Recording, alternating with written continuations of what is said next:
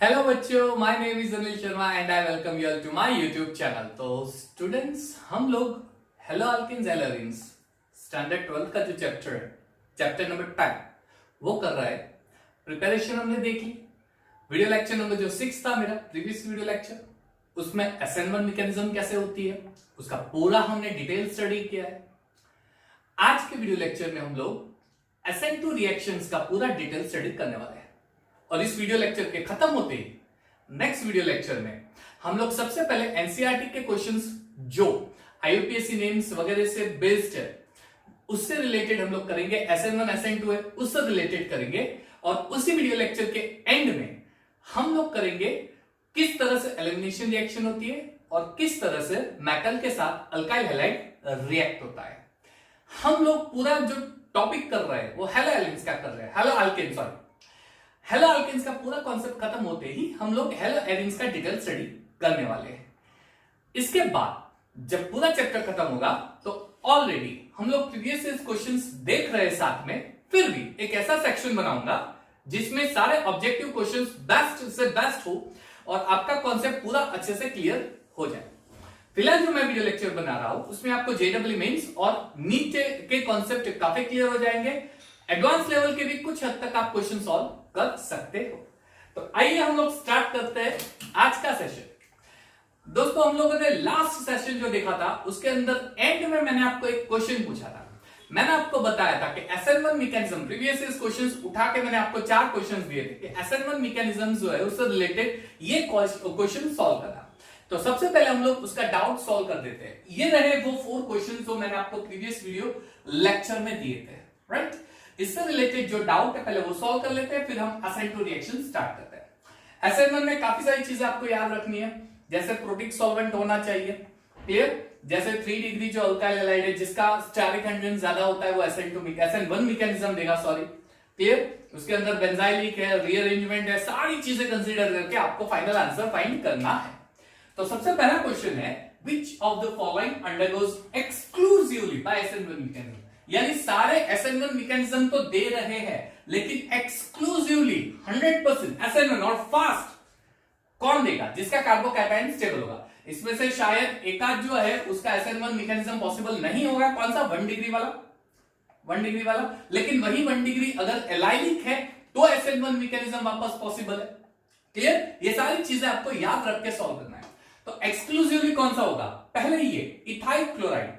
Ethyl chloride ये 1 degree halide है, CH3 CH2Cl ये 1 डिग्री हैलाइड है। और 1 degree halide you know very well वो अनस्टेबल होती है, यानी वो कार्बोकैटायन फॉर्म नहीं करते, उसका कार्बोकैटायन अनस्टेबल। जब ये अपना इलेक्ट्रॉन लूज करेगा तब आपको 1 डिग्री कार्बोकैटायन मिलेगा और 1 डिग्री कार्बोकैटायन अनस्टेबल होता है, hence it do not go SN1 reaction. दूसरा देख लो, आइसोप्रोपाइल अल्कोहल बन सकता है, पॉसिबल है, ठीक है। ये है आपका आइसोप्रोपाइल अल्कोहल। इसमें से हैलोजन निकाल दो, आपको एक कार्बोकैटायन मिल रहा है। वो कार्बोकैटायन जो है वो सेकेंडरी है, पॉसिबल है, SN1 मैकेनिज्म हो सकती है, क्लियर। उसके बाद है क्लोरोबेंजीन। क्लोरोबेंजीन जो है अगर उस पे से हैलोजन निकाल देंगे तो आपको फिनाइल कैटायन मिलेगा जो हाईली अनस्टेबल होता है। फिनाइल कैटायन हाईली अनस्टेबल होता है, क्लियर। एंड फाइनल जो है वो है आपका बेंजाइल क्लोराइड। ये है आपका बेंजाइल क्लोराइड CH2Cl। अब इसमें से हैलोजन निकाल दो, आपको बेंजाइल क्लोराइड का जो है उसके ऊपर कार्बन है वो कार्बोकैटायन। अब ये कार्बोकैटायन स्टेबल कार्बोकैटायन है, स्टेबल कार्बोकैटायन है, ठीक है। ये आपका स्टेबल कार्बोकैटायन होता है। This is a stable carbocation benzyl resonance और जो भी स्ट्रक्चर होते हैं। इसका मतलब this will give exclusively SN1 mechanism. ये प्राइमरी है, नहीं देगा। ये फिनाइल है, phenyl carbocation highly unstable. Phenyl का जो कार्बोकैटायन होता है, फिनाइल के ऊपर जो कार्बन है उसका कार्बोकैटायन स्टेबल होगा, वो स्टेबल होता है, ठीक है। ये शायद हो सकता है, शायद इसकी स्टेबिलिटी 3 डिग्री 2 डिग्री से लेस होती है, तो ऑर्डर ये होता है। लेकिन इसके कंपैरिजन में इसकी स्टेबिलिटी ज्यादा होगी due to the resonance structures and all, ठीक है। तो इसका आंसर हो गया बहुत ही सिंपल सा डी, बेंजाइल क्लोराइड का आंसर हो गया। आप ऐसे भी बोल सकते हो कि इन तीनों के कंपैरिजन में बेंजाइल जो है वो बड़ा सा मॉलिक्यूल है, बहुत बड़ा सा मॉलिक्यूल है। इनके कंपैरिजन में it is a bigger and bulky group, और बिगर बल्की ग्रुप जो होता है वो SN1 मैकेनिज्म देगा। You can say like this also, बहुत सारे लॉजिक यूज कर सकते हैं। सेकंड देख लेते हैं, इसके अंदर Br निकाल दो। चलो Br निकालोगे तो ये कार्बोकैटायन बन जाएगा, this will be your primary carbocation, ठीक है। इसमें से Br निकाल दो, ये हो जाएगा आपका कार्बोकैटायन, ये हो जाएगा सेकेंडरी कार्बोकैटायन। इसमें से Br निकाल दो, ये कार्बोकैटायन हो जाएगा, ये भी हो जाएगा सेकेंडरी। अब आपको सिलेक्ट करना है कौन सा स्टेबल।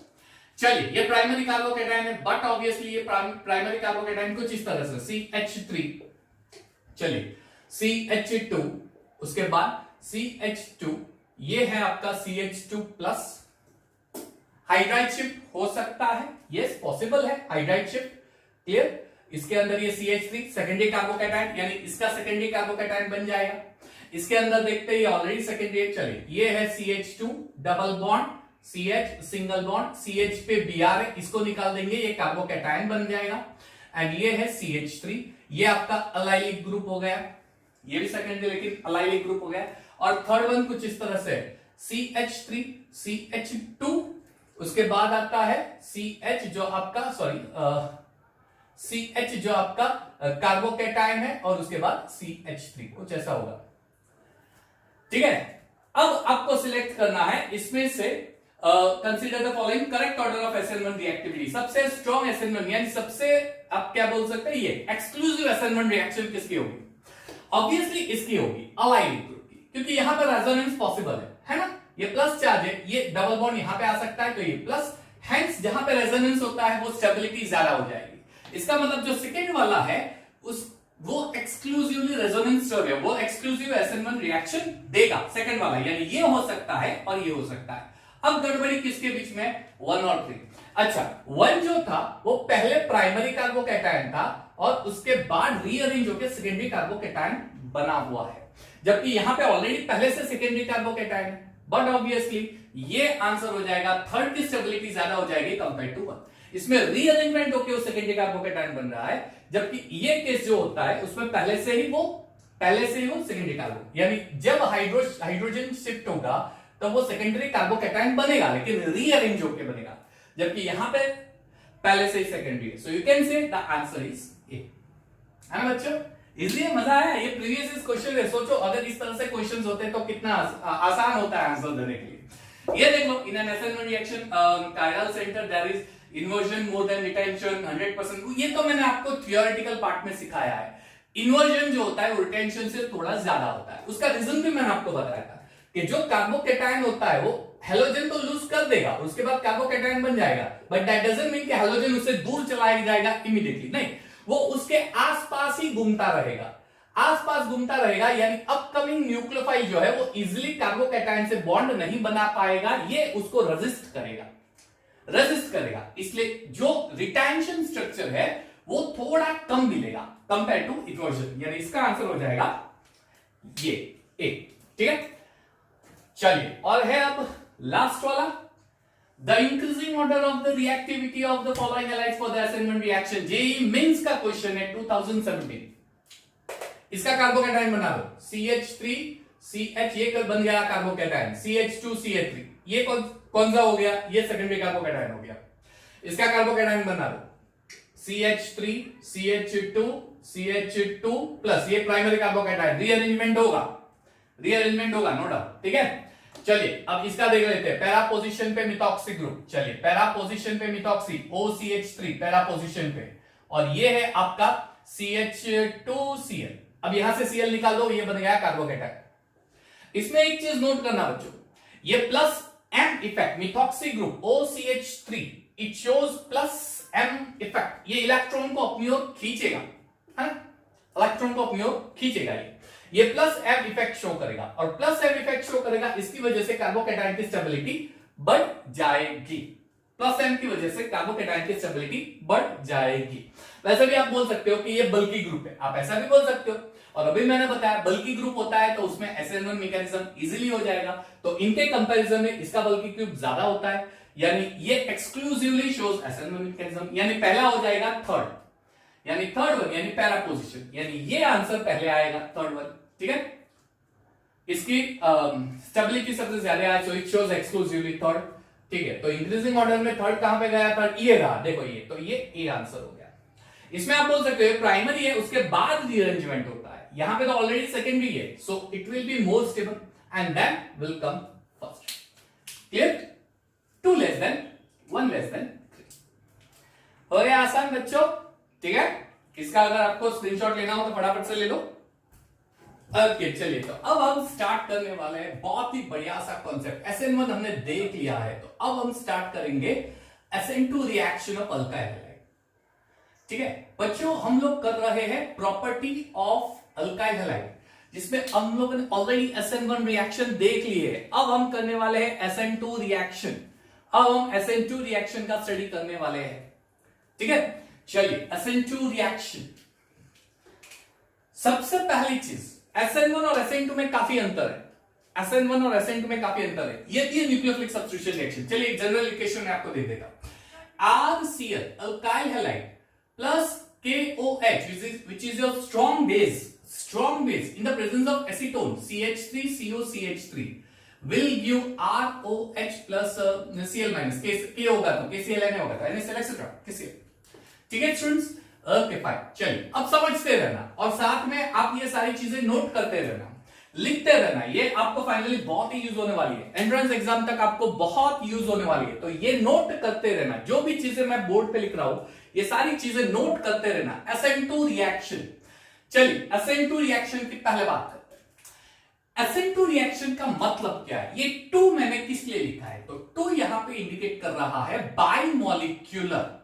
बाइमॉलिक्यूलर nucleophilic substitution reaction. तो क्वेश्चन ये आता है कि ये बाइमॉलिक्यूलर वर्ड किस लिए यूज किया है? Why we had used a bimolecular word over here? What is reason behind it? Bimolecular किस लिए यूज किया है?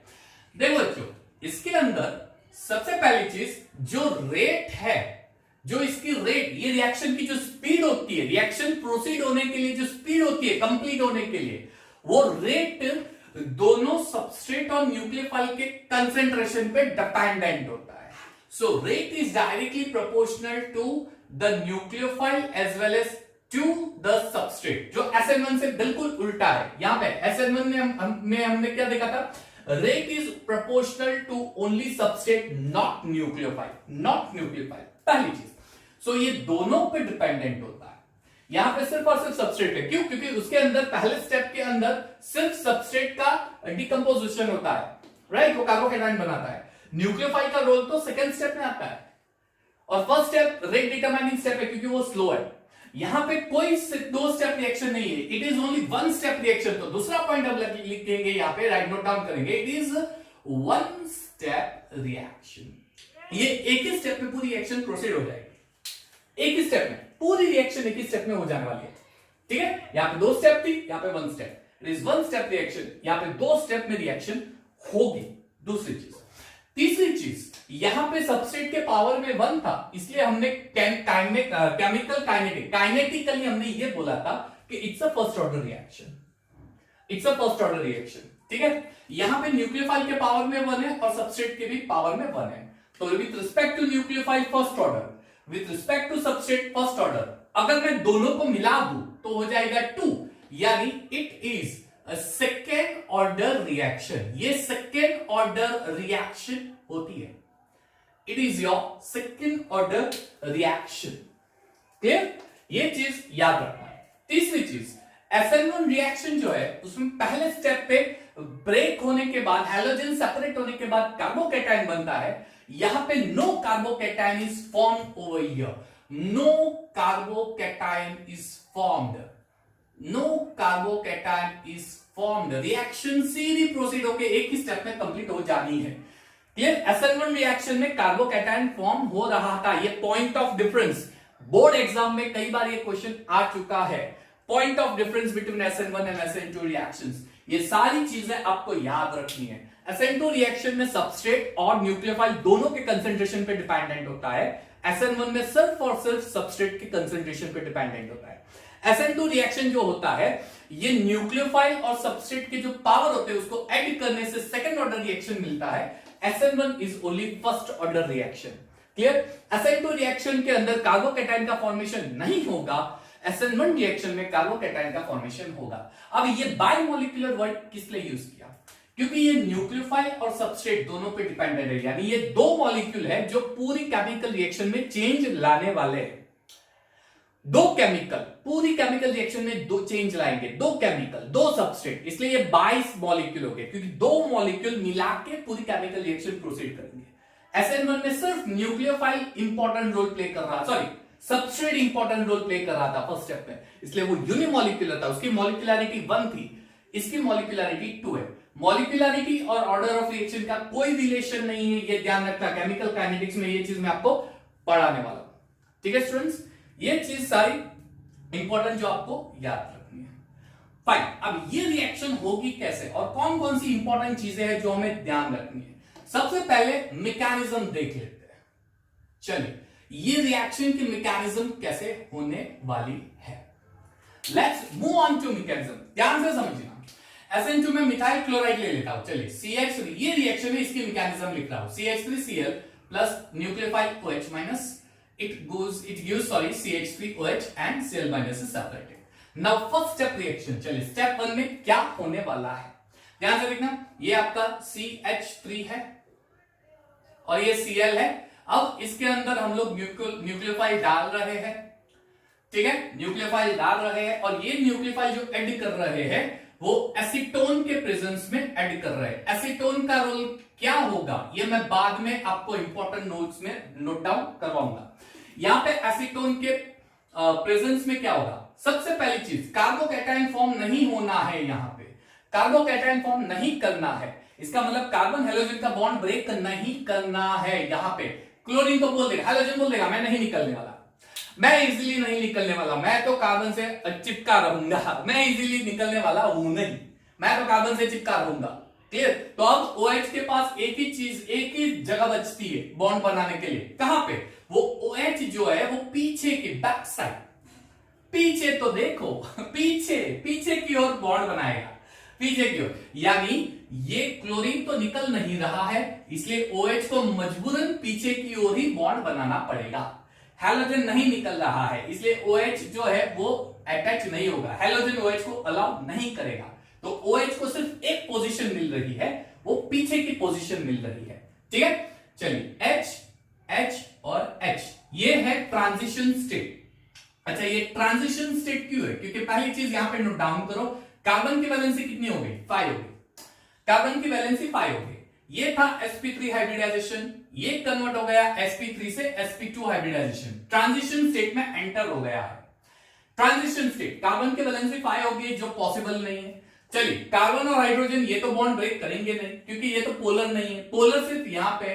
अब दोनों में से कौन सा बॉन्ड ब्रेक होगा, तो ये बॉन्ड ब्रेक होगा। अब पूरी मैकेनिज्म मैं समझाने वाला हूं डिटेल में, पहले ये समझ लो, ये बॉन्ड ब्रेक होगा, यानी यहां से मैं Cl निकाल देता हूं, अब जो है OH का बॉन्ड ब्रेक हो जाएगा और मुझे कुछ इस तरह से आपका स्ट्रक्चर मिलना है।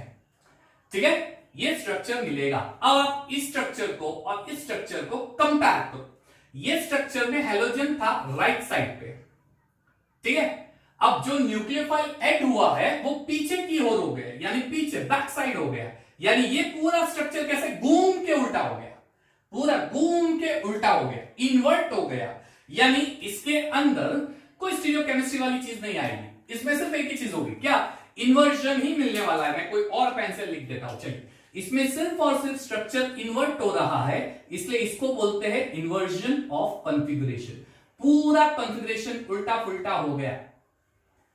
राइट साइड का न्यूक्लियोफाइल पीछे चला गया, Cl आगे था, OH पीछे आ गया, right, inversion structure, inversion of configuration, इसे बोलते हैं इन्वर्जन ऑफ कॉन्फ़िगरेशन। इसे हम लोग और एक नाम दे सकते हैं, इसे हम वेल्डन इन्वर्जन भी बोल देते हैं।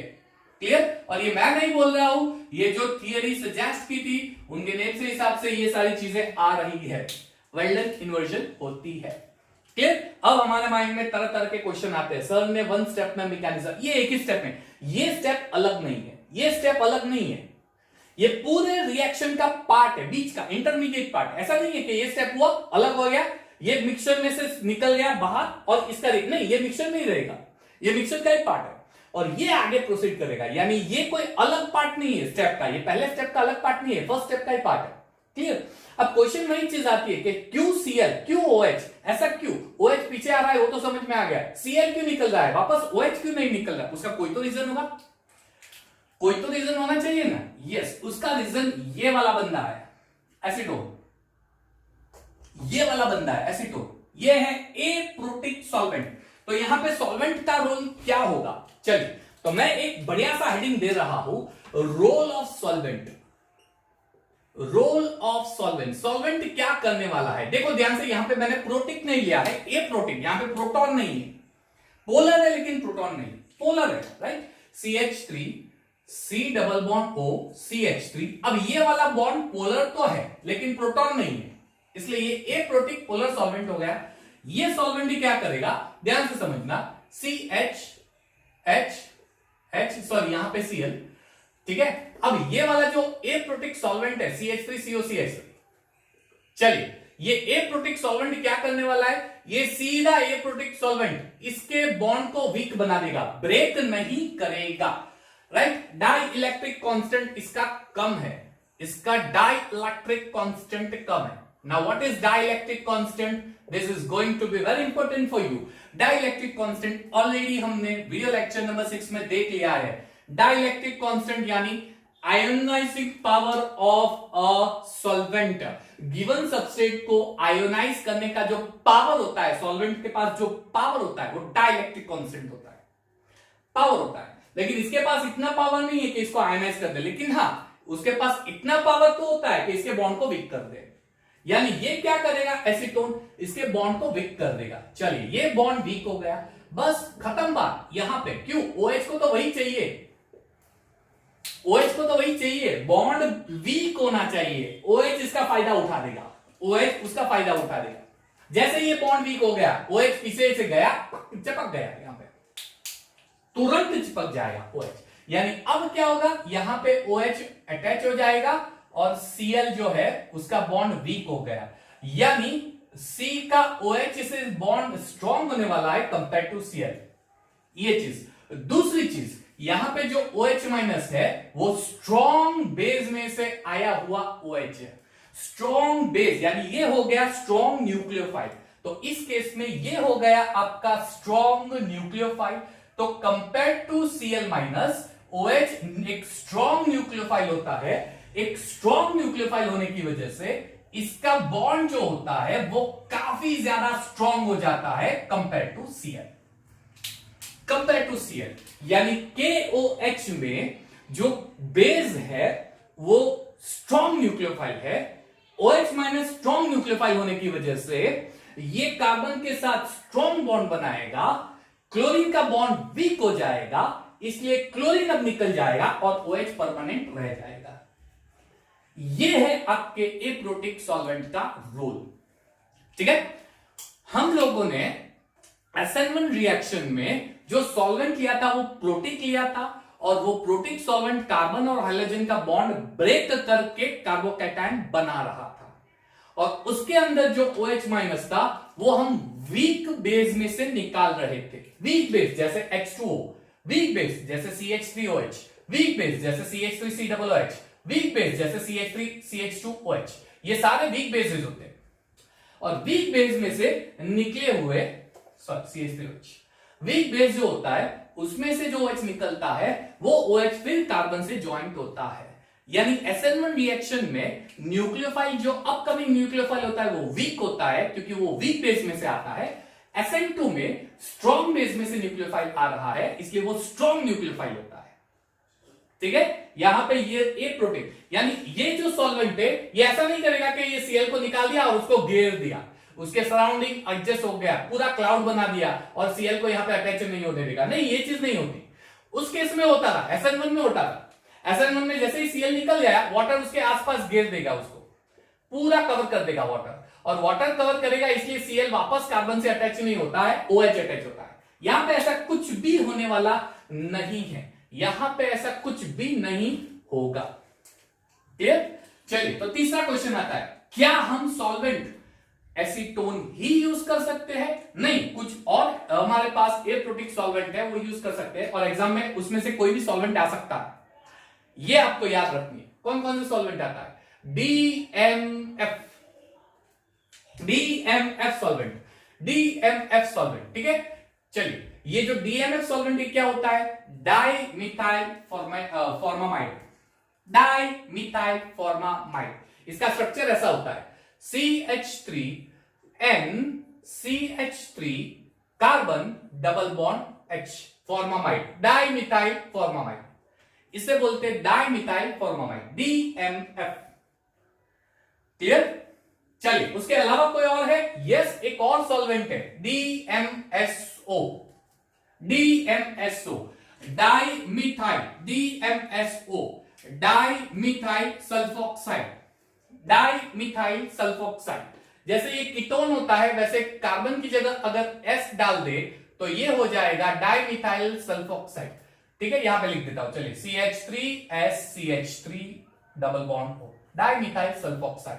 यानी अगर इसमें से कोई भी सॉल्वेंट आपको दिया है, ठीक है, आपका दिमाग लगा देना है कि ये SN2 मैकेनिज्म है, दिमाग लगा ही देना है, ये SN2 रिएक्शन है। यानी एग्जाम में जब आपका SN1 SN2 का रिएक्शन आता है, सॉल्वेंट पे से आपको आइडेंटिफाई करना है कि इसमें SN1 होगा कि SN2 होगा। अगर वाटर होता है, मिथेनॉल होता है, इथेनॉल होता है, एसिटिक एसिड होता है, ये हमेशा SN1 मैकेनिज्म देंगे। अगर DMSO होता है, अगर DMF होता है, अगर एसीटोन होता है, ये हमेशा SN1 mechanism, sorry SN2 mechanism ही देते हैं।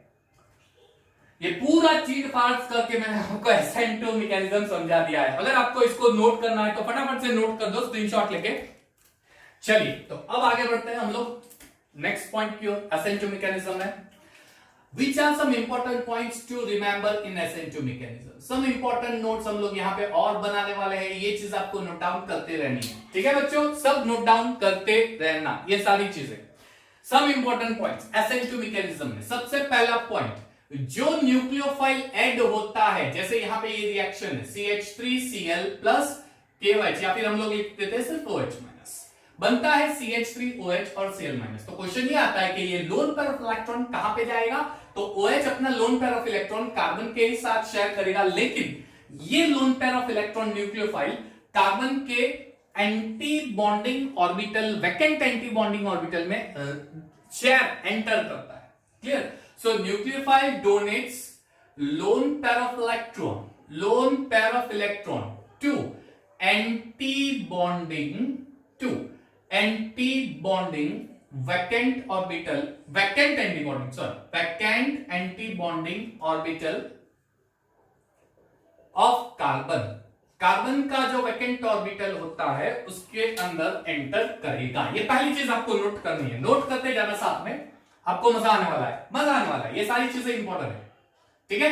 ये पहला पॉइंट। दूसरा point, SN2 mechanism nature of haloalkanes पे भी डिपेंडेंट है, नेचर ऑफ हैलोअल्केन्स और अल्काइल हैलाइड, इसके ऊपर डिपेंडेंट होता है, नेचर ऑफ अल्काइल हैलाइड्स। अब नेचर ऑफ अल्काइल हैलाइड्स का मतलब होता क्या है?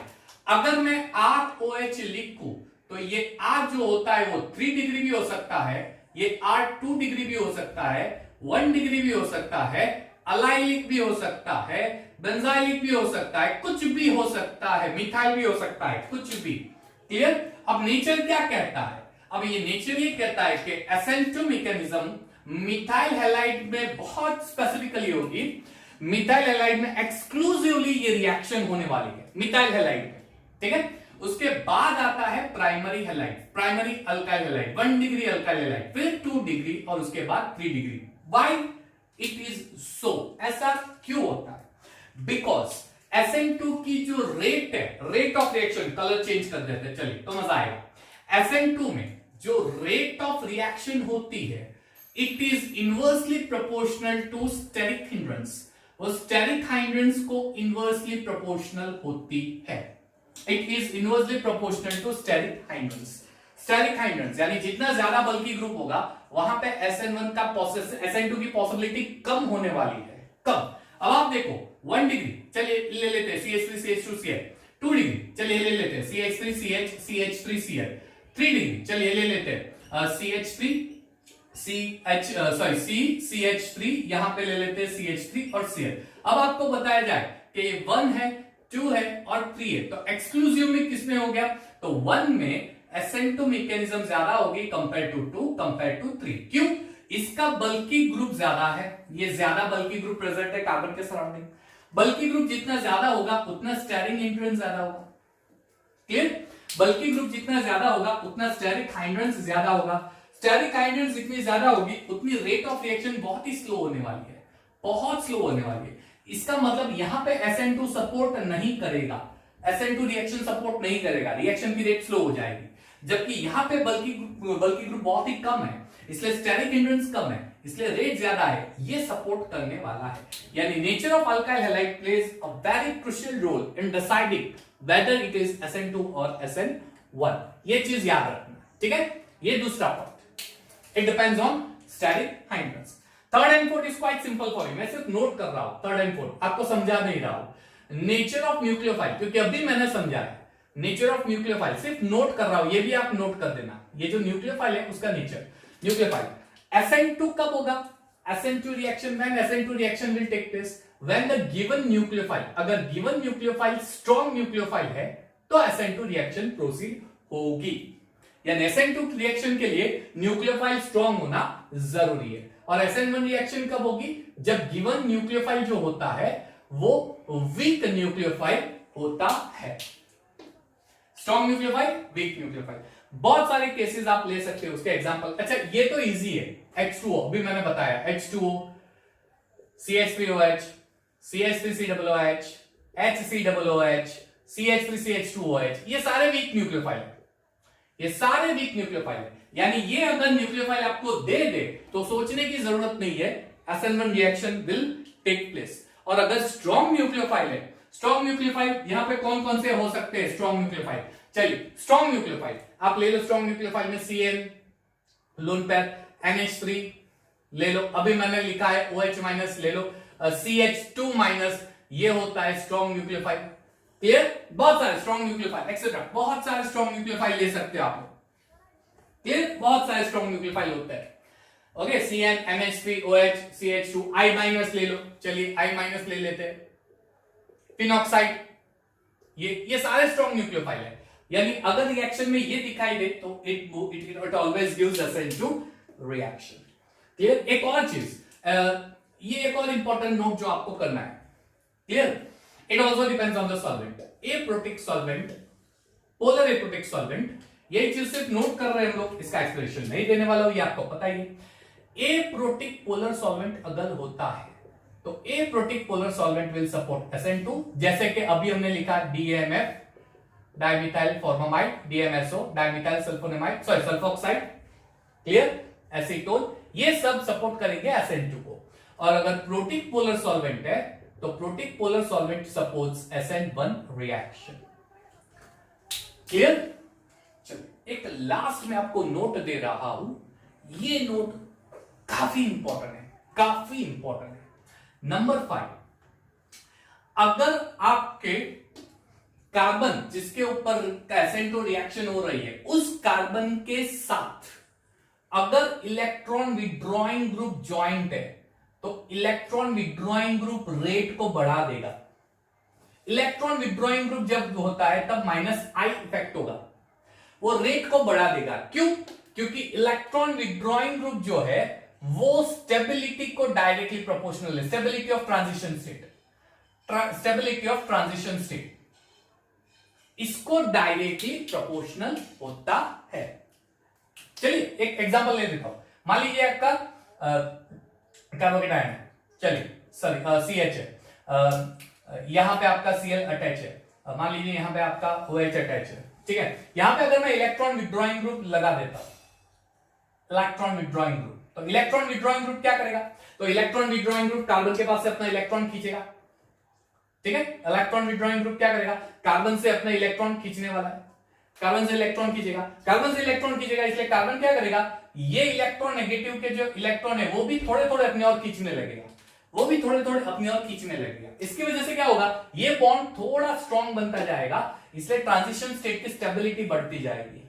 यानी इलेक्ट्रॉन विड्रॉइंग ग्रुप जैसे ही कार्बन के साथ अटैच होगा, जिसके ऊपर SN2 होती है, वो इलेक्ट्रॉन विड्रॉइंग ग्रुप जैसे ही कार्बन से अटैच होगा, ये कार्बन का इलेक्ट्रॉन खींचेगा अल्टीमेटली ये कार्बन उसके सराउंडिंग जो हेलोजेंस और न्यूक्लियोफाइल दूसरे न्यूक्लियोफाइल होते हैं उसके इलेक्ट्रॉन भी अपनी ओर अट्रैक्ट करता है, जिसकी वजह से ये बॉन्ड स्ट्रॉन्गर होते हैं।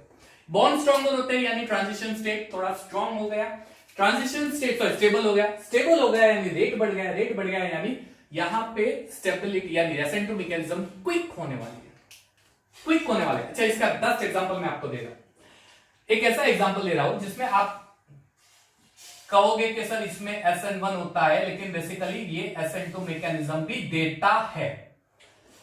चलिए, CH3CO CH2Br, यहां पे अगर Br निकाल देंगे तो कार्बोकैटायन बनेगा, करेक्ट बनेगा, कार्बोकैटायन बनेगा, तो it will give SN1 mechanism, it will give SN1 mechanism, I am sorry, it will give SN1 mechanism, correct. क्यों? ये प्राइमरी का क्यों SN1 रिएक्शन देगा, उसका रीजन मैं आपको बताता हूं।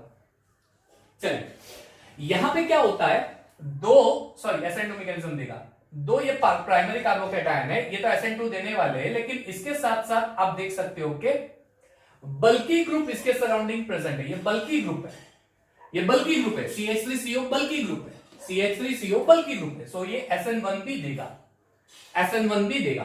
अब दूसरी चीज, ये इलेक्ट्रॉन विथड्रॉइंग ग्रुप है, इसलिए ये क्या करेगा, इसके इलेक्ट्रॉन को अपनी ओर खींचेगा, तो SN2, तो आप बोलोगे सर वैसे ही ये तो प्राइमरी है तो SN2 तो देने ही वाला है। चलिए, तो मैं एक काम कर देता हूं, इसको टर्शियरी बना देता हूं, यहां पे CH3 डाल देता हूं, यहां पे CH3 डाल देता हूं,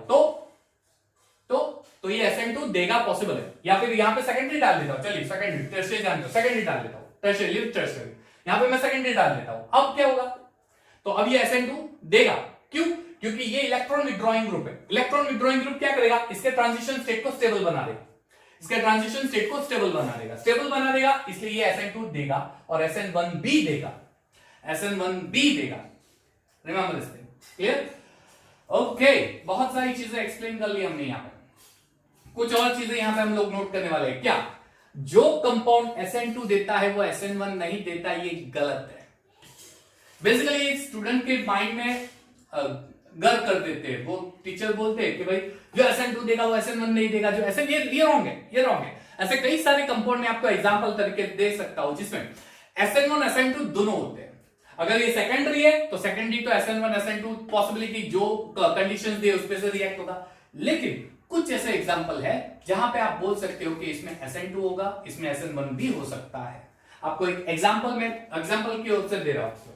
लेट्स टेक अनदर एग्जांपल।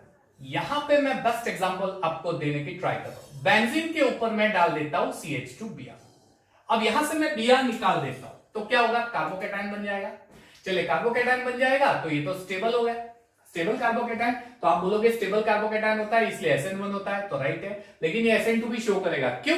ये काफी बल्की ग्रुप होने की वजह से SN1 तो देगा, लेकिन इसके अलावा benzene is a very good minus, it shows very good minus side effect. It shows very good minus side effect. It shows very good minus side effect. इसकी वजह से क्या होता है कि अगर यहां पे Br अटैच है और सपोज OH भी अटैच हो गया तो ये बेंजीन इन दोनों बॉन्ड को स्ट्रॉन्गर बना देगा और उसकी वजह से ये स्टेबल हो जाएगा, इसका ट्रांजिशन स्टेट स्टेबल हो जाएगा। ये बहुत ही बढ़िया सा माइनस आई इफेक्ट शो करने वाला है, इसलिए ये स्टेबल बना देगा। इसकी वजह से ये SN2 भी शो करता है, it shows SN2 also, SN2 भी शो करेगा, SN2 SN1 दोनों। एक और एग्जांपल लेता हूं चलो, कि जहां पे SN1 SN2 दोनों होते हैं। Let's take another example. Benzene है, सॉरी साइक्लोहेक्सेन है, यहां पे मान लीजिए कि मैं ऑक्सीजन ले लेता हूं, ठीक है, ये लोन पेयर ऑफ इलेक्ट्रॉन है, ठीक है, यहां पे Br डाल देता हूं, ओके फाइन। सबसे पहली चीज, क्या ये SN2 शो करेगा? SN1 यस करेगा। क्यों? ये कार्बोकैटायन बन गया। अब ये लोन पेयर ऑक्सीजन के पास, तो ऑब्वियसली रेजोनेंस होने ही वाला है, रेजोनेंस होगा तो इसकी वजह से ये SN1 तो होने ही वाला है, क्योंकि ये स्टेबल कार्बोकैटायन बना देगा इसके अंदर। या फिर आप हाइड्राइड शिफ्ट का भी एक्सप्लेन कर सकते हो। चलिए, उसके अलावा ये जो कार्बन पे Br होता है इसके साथ ऑक्सीजन यानी इलेक्ट्रॉन विथड्रॉइंग ग्रुप यानी माइनस आई इफेक्ट, और माइनस का इफेक्ट होता है इसकी वजह से it shows SN2 mechanism also. Yes it shows. एक और एग्जांपल लेता हूं चलो, इसका ले लो, स्क्रीनशॉट लेना हो तो ले लो। एक और एग्जांपल आपको देने जा रहा हूं, कमन क्विक, चलिए गुड। एक और एग्जांपल आपको देने जा रहा हूं, ओके। अगर मैं आपको ऐसे बोलूं कि ये बी आर है, ये बी आर है, ठीक है, कौन SN1 शो करेगा, कौन SN2 शो करेगा एक्सक्लूसिवली? अगर आपको ऐसा चले, आपको ऐसा पूछा जाए कि एक्सक्लूसिवली कौन SN1 करेगा एक्सक्लूसिवली, तो आप ऐसा बोलोगे सर इसमें बेसिकली SN1 यहां पे ऐसे देख लेते हैं, यहां से Br निकल गया सपोज, तो ये बन गया कार्बोकेटायन, यहां से Br निकल गया, ये बन गया कार्बोकेटायन, ये carbocation, so it will show SN2। क्यों? ये प्योर 1 डिग्री है, और प्योर 1 डिग्री जब होता है, प्योर 1 डिग्री, उसके आसपास कुछ नहीं होता, सिर्फ हाइड्रोकार्बन होते हैं, ना अल्कीन, ना अल्काइन, ना इलेक्ट्रॉन विड्रॉइंग ग्रुप, कुछ भी नहीं होता है, सिर्फ अल्केन हाइड्रोकार्बन होता है, जैसे CH3, CH2, CH2, CH2, CH2, CH, कितने भी CH2 डाल दो, ये SN2 ही करेगा, ये प्योर 1 डिग्री होता है, pure 1 degree always shows SN2, SN1 नहीं शो करेगा, लेकिन यहां पे ये 1 डिग्री हो गया, तो ये SN2 तो होने ही वाला है, लेकिन साथ साथ SN1 भी शो करेगा। रीजन, ये अलाइल ग्रुप है, अलाइल ग्रुप जब होता है तब रेजोनेंस की पॉसिबिलिटी बढ़ जाती है, इसकी वजह से कार्बोकेटायन स्टेबल हो जाता है, तो SN1 भी शो करेगा। यानी जो सब्सटेंस SN2 शो करता है वो SN1 शो नहीं करता, ये गलत है, ये गलत है।